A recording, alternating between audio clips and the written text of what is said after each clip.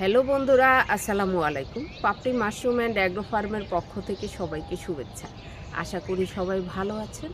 Mushroom চাষ করতে গেলে অনেক চাষিরাই জানেন না যে কী ধরনের মোল্ড হতে পারে, কত প্রকার ও কী কী। 4 ধরনের মোল্ড হতে পারে। একটা হয়েছে সবুজ, দেখতে শেওড়ার মতো গ্রিন মোল্ড। আর একটা একদম গাঢ় হলুদ, যেটাকে ইয়েলো মোল্ড বলে।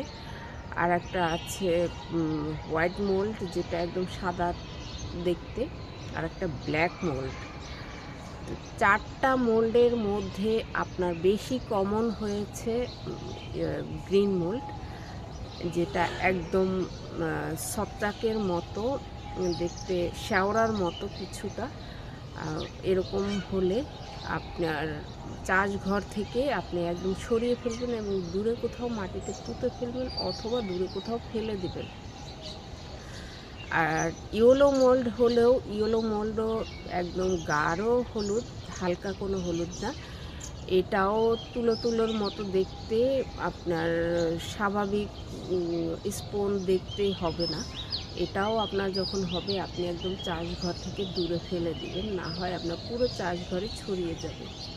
এরপরে আসে হোয়াইট মোল্ড। এটাও দেখতে একদম সাদা ক্রিমের মতো।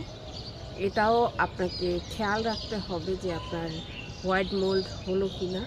সেক্ষেত্রেও আপনি আপনার চাষঘর থেকে এই ধরনের প্যাকেট আপনি সরিয়ে ফেলবেন। আর একটা হয়েছে ব্ল্যাক মোল্ড। এটাও স্বাভাবিক ব্ল্যাকের থেকে একটু বেশি গাঢ় ব্ল্যাক, এবং এটাও ক্রিমের মতো হয়ে থাকে। এগুলো আপনাকে খেয়াল করে মাশরুম চাষঘরে যাতে না থাকে বা ছড়িয়ে যাতে না পড়তে পারে, এই কারণে আপনাকে এই প্যাকেটগুলো সরিয়ে ফেলতে হবে। এবং আপনি যদি সতর্ক থাকেন, আপনার চাষঘরও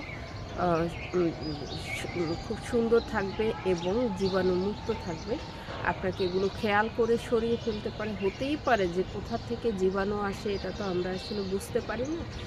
অনেক কারণেই হয়ে থাকে, যেটা আমাদের হয়তো বা অজানাও থেকে থাকতে পারে। তো এগুলো আপনি যখন সতর্কর সাথে সরিয়ে ফেলবেন, আপনার চাষঘর ছড়িয়ে পড়বে না। আশা করি ভিডিওটি দেখে উপকৃত হবেন। ভালো থাকুন, সুস্থ থাকুন এবং নিজ ঘরে ঘরে মাশরুম চাষ করে নিজের পুষ্টির চাহিদা মিটিয়ে তুলুন। ভালো থাকুন। আল্লাহ হাফেজ।